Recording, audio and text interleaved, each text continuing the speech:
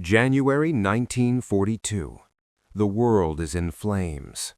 From the frozen steppes of Russia to the humid jungles of the Pacific, the Second World War is reaching a fever pitch.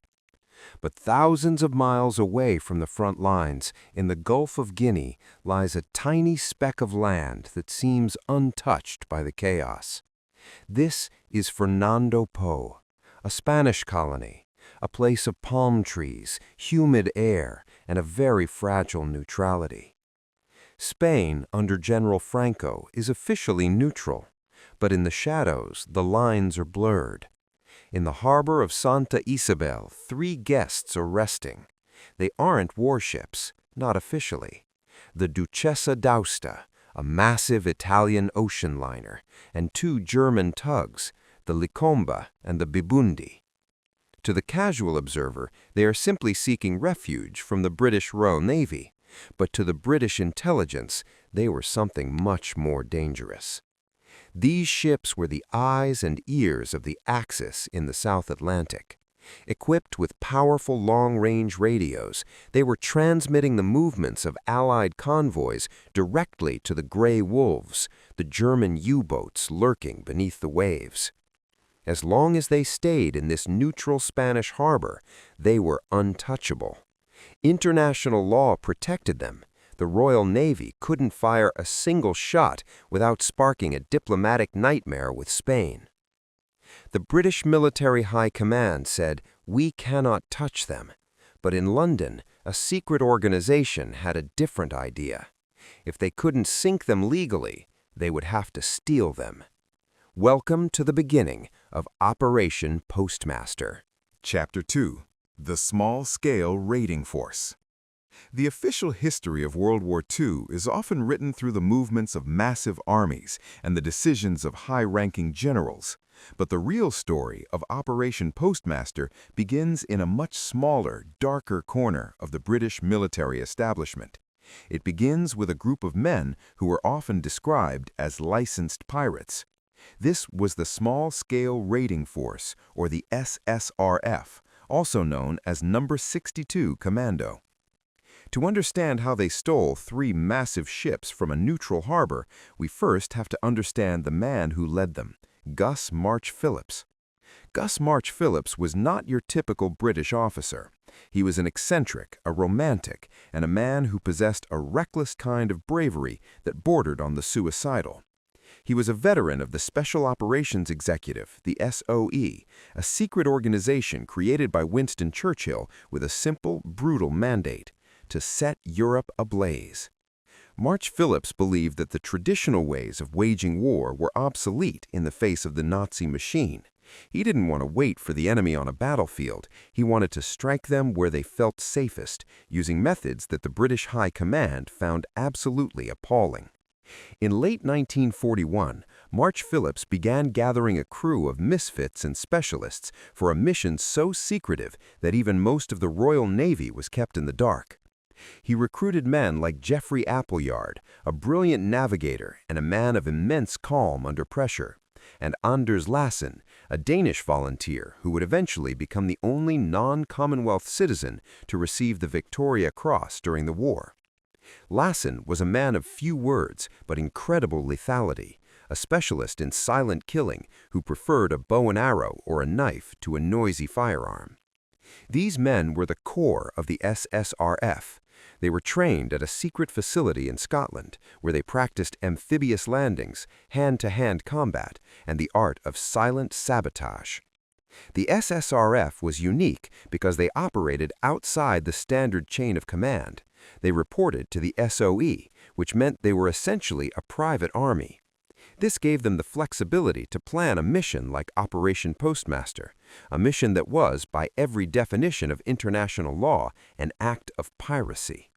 The plan was not just to sink the Axis ships in Fernando Po, it was to capture them. But why capture? Why not just send a submarine to fire a few torpedoes and end the threat? The answer lay in the delicate political balance of 1942. If a British submarine sank ships in a Spanish harbor, Spain might join the war on the side of the Axis, closing the Straits of Gibraltar and cutting off the Mediterranean. The British couldn't afford a war with Spain. They needed a way to make the ships disappear without leaving a single piece of British evidence behind. March-Phillipps proposed a daring solution. His men would sail from England to West Africa in a small, inconspicuous vessel.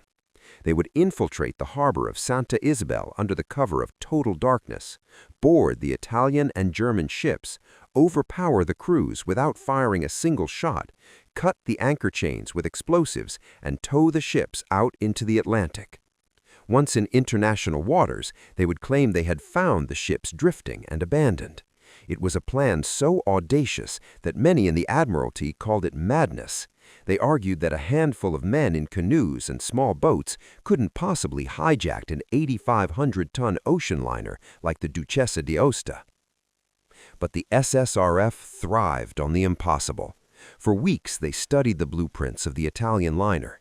They memorized every corridor, every engine room hatch, and every guard post. They practiced boarding moving vessels in the choppy waters off the British coast.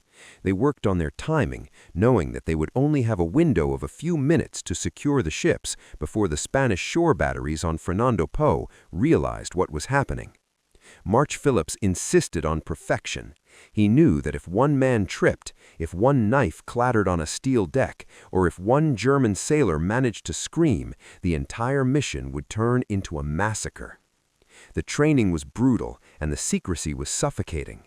Even the families of these men didn't know where they were going or if they would ever return. They were being sent to a tropical climate they weren't used to perform a task that had never been attempted in modern warfare. They were modern-day buccaneers, preparing to sail into a neutral port to commit a crime for the sake of the crown. The SOE provided them with specialized equipment, blackened commando daggers, rubber-soled boots for silent movement, and plastic explosives designed to cut through thick steel chains with a focused blast. As they prepared to depart, the tension in the SOE headquarters was palpable. The political stakes were as high as they could get. If the mission succeeded, the British would eliminate a major intelligence threat in the Atlantic and gain valuable shipping tons. If it failed, the British government would have to disavow March-Phillipps and his men, leaving them to rot in a Spanish prison or face an Axis firing squad.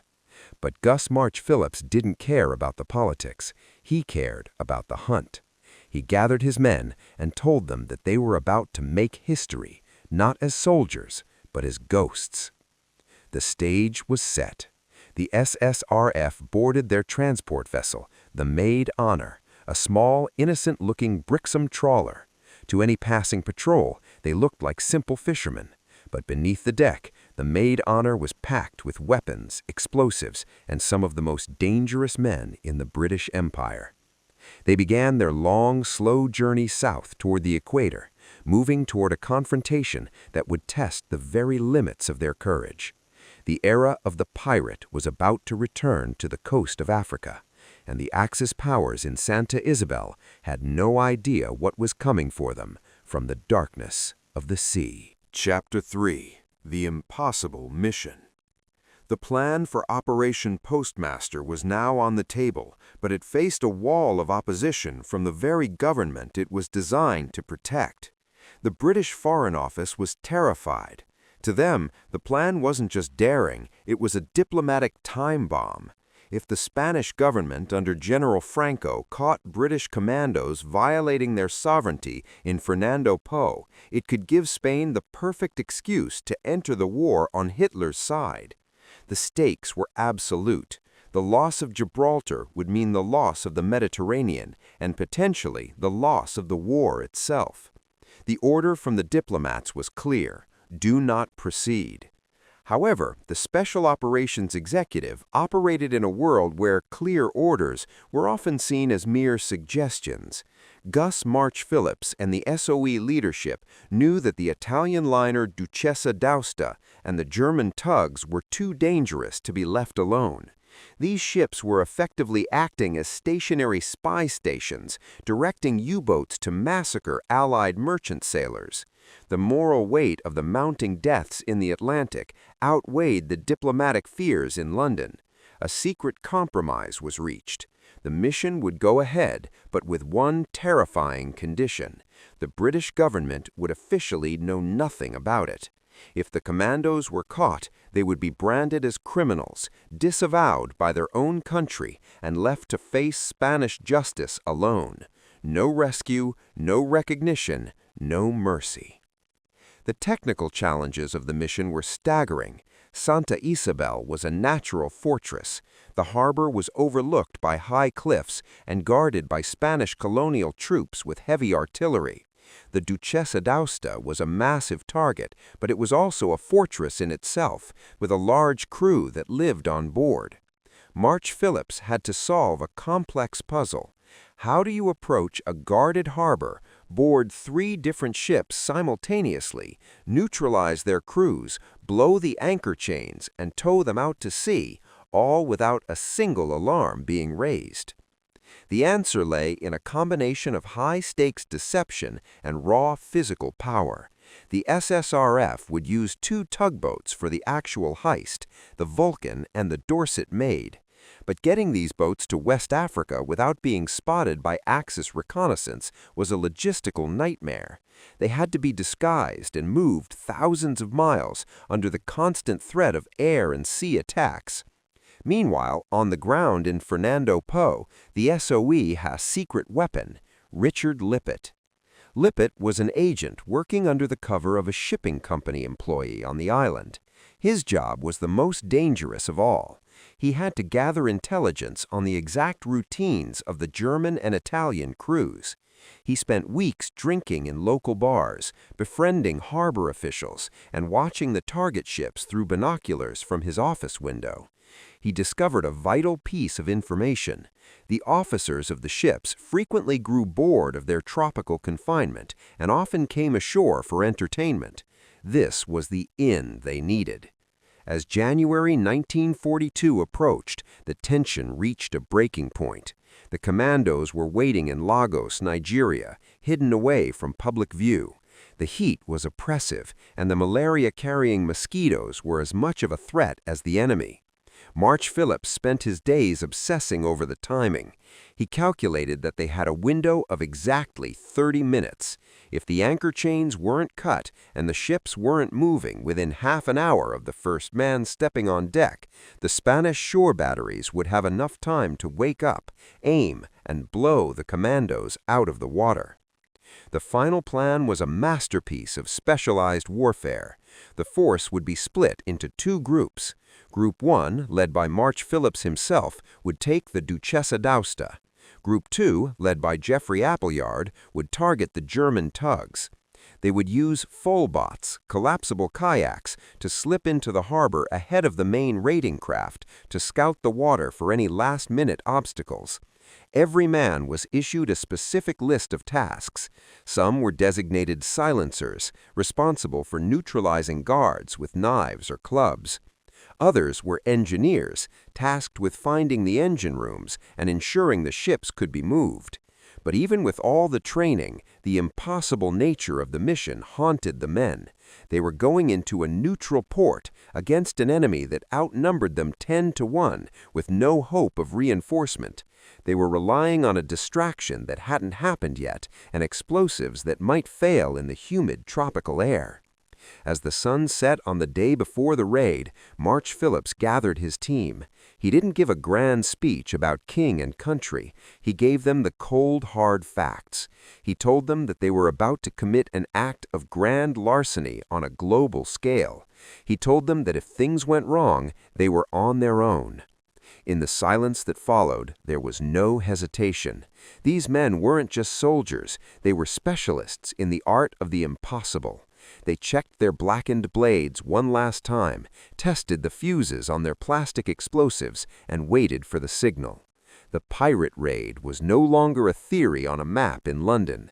It was a reality about to unfold in the dark, still waters of Santa Isabel. The mission was impossible, the risks were suicidal, and for Gus March-Phillipps, that made it the perfect operation. Chapter 4. The Dinner Party Distraction. In the world of special operations, the best weapon is often not a gun or a bomb, but a distraction.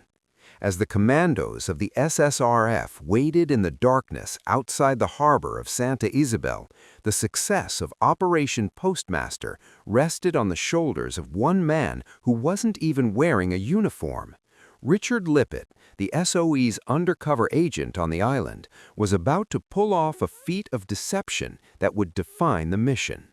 He knew that if the Italian and German officers were on their ships when the raid began, the chance of a bloody gunfight was almost certain. He needed them off the boats. He needed them distracted, relaxed, and most importantly, drunk. Lippitt's plan was as simple as it was brilliant. He organized a lavish dinner party. Under the guise of a friendly social gathering among the European expatriate community, he invited the high-ranking officers and engineers of the Duchessa d'Aosta and the German tugs to a popular restaurant in the town. In the isolated, humid environment of Fernando Po, a formal dinner with fine wine and good food was an invitation no officer could refuse. It was a chance to escape the cramped quarters of their ships and the monotony of their long confinement in a neutral port. As the sun dipped below the horizon on the night of January 14th, the trap was set. The Axis officers, dressed in their finest whites, polished their medals and headed into town. They were greeted with an abundance of alcohol and a warm atmosphere. Lippitt and his associates played the roles of perfect hosts, ensuring that the wine flowed without interruption. As the night went on, the laughter grew louder, and the officers became increasingly detached from their duties. They felt safe. They were in a neutral Spanish colony, miles away from any active battlefront, surrounded by friends. They had no idea that every toast they made was buying the British Commandos more time. While the officers were being entertained in the town, the harbor of Santa Isabel fell into a quiet, sleepy rhythm. Only a skeleton crew remained on the ships, mostly low-ranking sailors who were either resting or distracted by the lights of the town in the distance. The Spanish shore guards were also relaxed, their eyes turned away from the water. This was the golden window the SSRF had been waiting for. The distraction was working perfectly. Lippitt had effectively decapitated the leadership of the Axis ships without firing a single shot or raising a single suspicion. However, the distraction wasn't just about the dinner party. To ensure total confusion, the SOE had also arranged for the local power supply to be unreliable that evening. They needed the harbor to be as dark as possible to mask the approach of their raiding craft. Every detail was choreographed. While the Italian captain was likely enjoying a final glass of brandy, two small, dark vessels were cutting through the black waves of the Atlantic, heading straight for the mouth of the harbor. These were the Vulcan and the Dorset Maid, carrying Gus March-Phillipps and his team of pirates. The tension on board the raiding craft was extreme. They could see the lights of the town where the dinner party was taking place. They knew that at any moment an officer might decide to head back to his ship early. They knew that if Lippitt's charm failed for even a second, or if a suspicious guard decided to shine a searchlight across the water, the mission would turn into a disaster. The Commandos had blackened their faces and checked their equipment in total silence. They were moving into a harbor filled with Spanish soldiers, targeting ships owned by two of the most powerful regimes in history, all while the primary targets were busy eating dessert just a few hundred yards away. This dinner party distraction remains one of the most celebrated examples of the SOE's ungentlemanly warfare. It proved that a well-placed invitation could be just as effective as 1,000 pounds of explosives.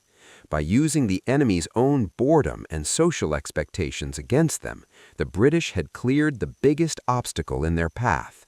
The officers were neutralized by hospitality, the guards were blinded by the darkness, and the ships were left vulnerable.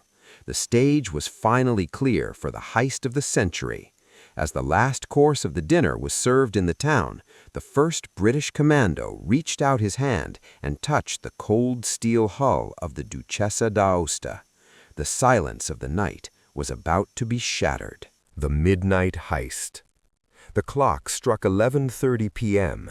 In the town of Santa Isabel, the Axis officers were still deep in their cups, unaware that their world was about to be torn apart.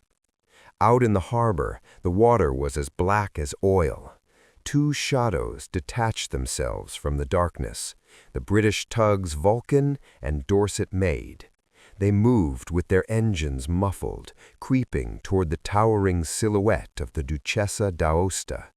This was the moment of no return. If they were spotted now, they were trapped in a bowl of fire, surrounded by Spanish guns. Gus March-Phillipps stood at the bow of the Vulcan, his eyes locked on the Italian liner.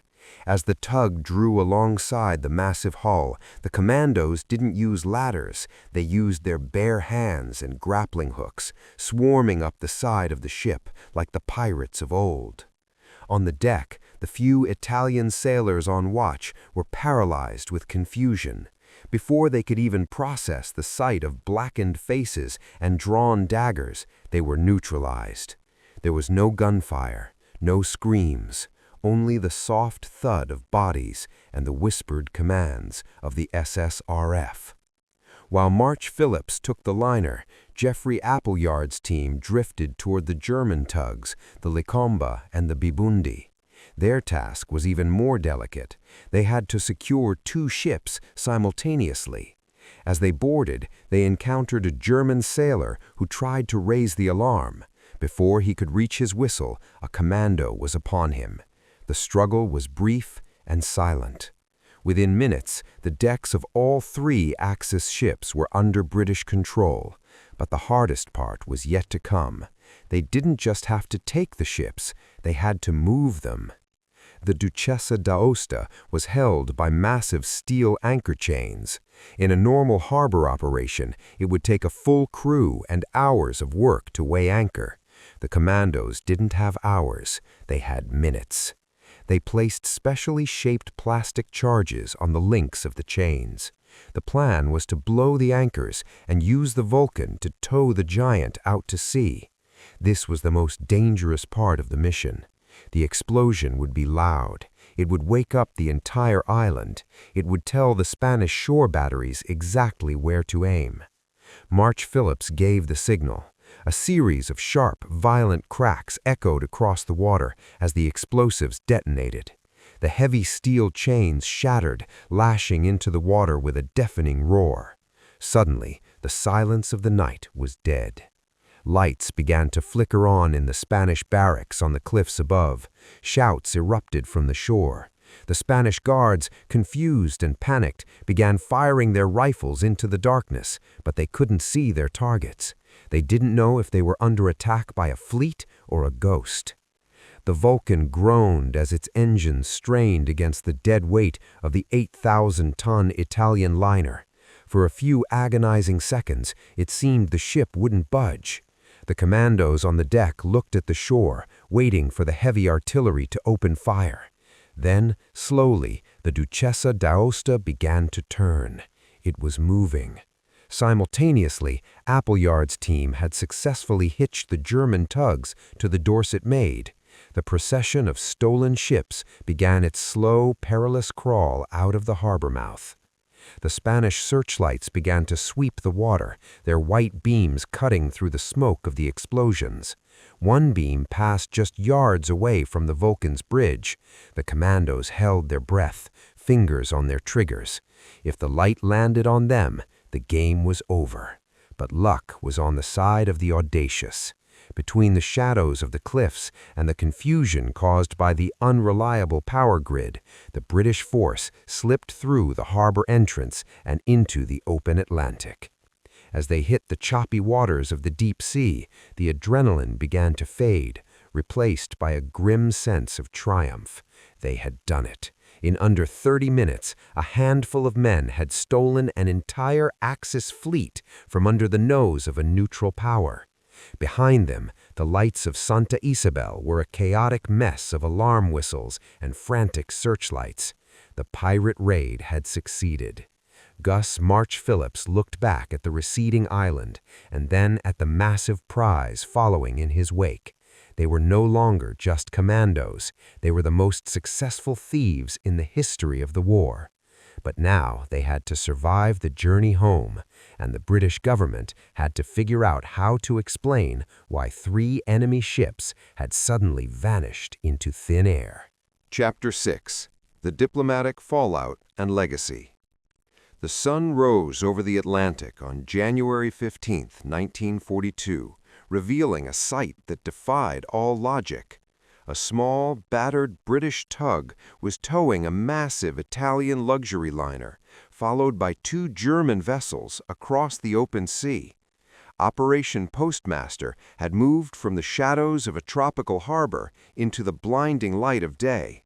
But as the physical battle ended, the political battle was just beginning.